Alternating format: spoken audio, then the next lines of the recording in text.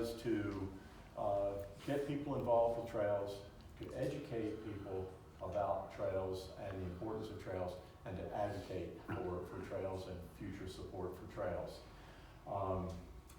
Two other items, things that came through. One was the ribbon cutting for the Black Bear Campground and Park, which that is a gem on the lake, and I thank you all so much for working with Duke Energy and getting that up and going. That is a beautiful facility.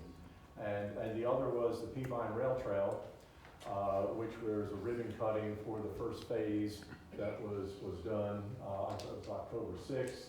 The new signage that was put in, funding was provided for that through McDowell TDA, McDowell Trails Association, and the City of Marion, particularly the Public Works, who did a lot of the labor on just fixing up the first part of that trail. The next phase is coming, and that's where you have, I believe there's provided a flyer for you. The next phase will be to improve these two trestles that will allow us to extend the trail, the Peavine Trail, to Jacktown Road. And by doing that, so we've begun a Preserve the Past, Build the Future, Save Peavine Trestles.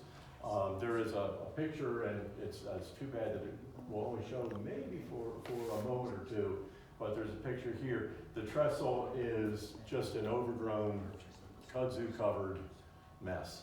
It needs work. We've had, the city had an engineering report done on it, but the picture on the right-hand side here shows what our vision is for it. We want it to be a trail on the trestle that people will be able to use to continue down the trail. Once we have those trestles in place, we can move forward on extending the trail. The City of Marion, working very closely with them, and but just wanted you to be aware that is the next phase. Once we get to Jacktown Road, then the next phase will be to connect with McDowell Tech. The really nice thing about that, you can go from downtown Marion to McDowell Tech without being on a road.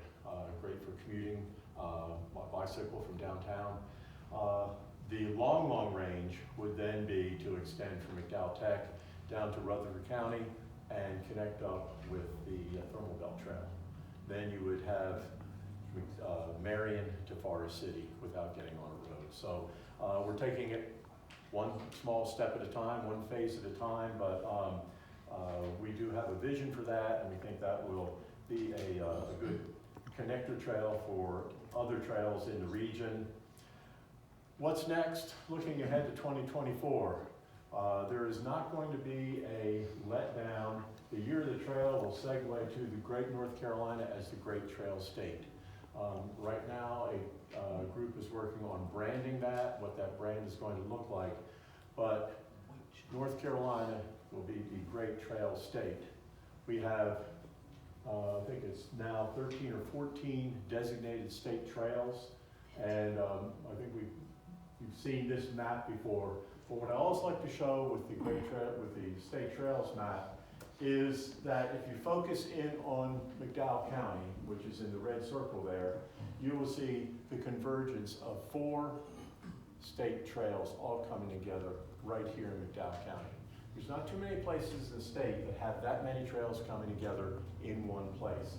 So we have the Fontaflora State Trail, the Mountain Sea State Trail, Wilderness Gateway, which is across the southern part of McDowell County and Rutherford County, and the Over Mountain Victory State Trail, which is a little north-south.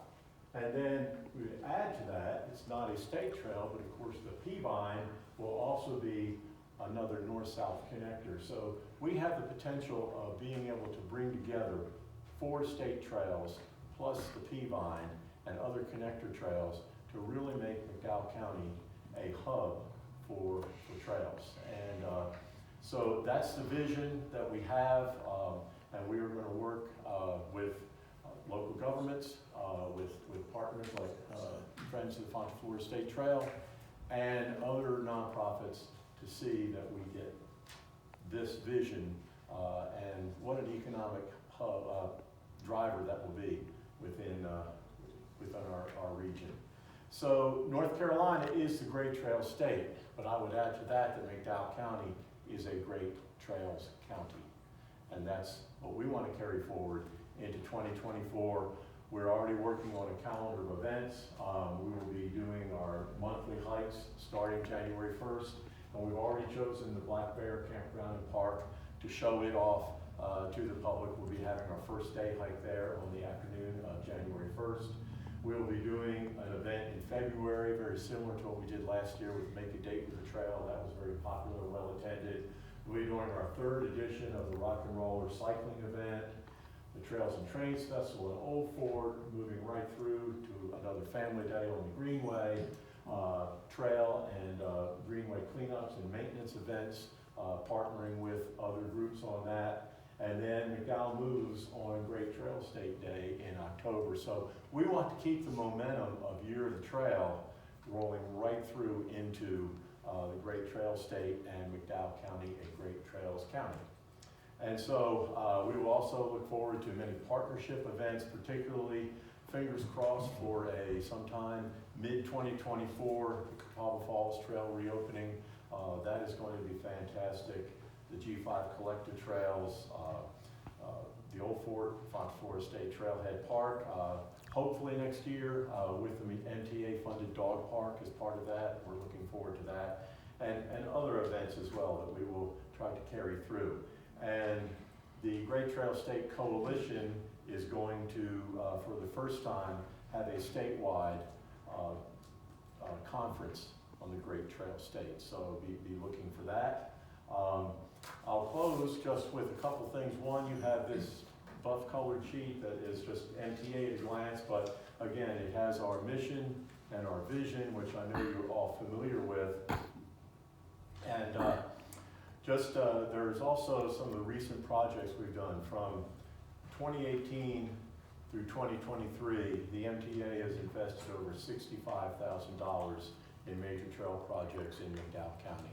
So roughly the last 5 years or so, we've been able to invest $65,000 into various projects throughout the county.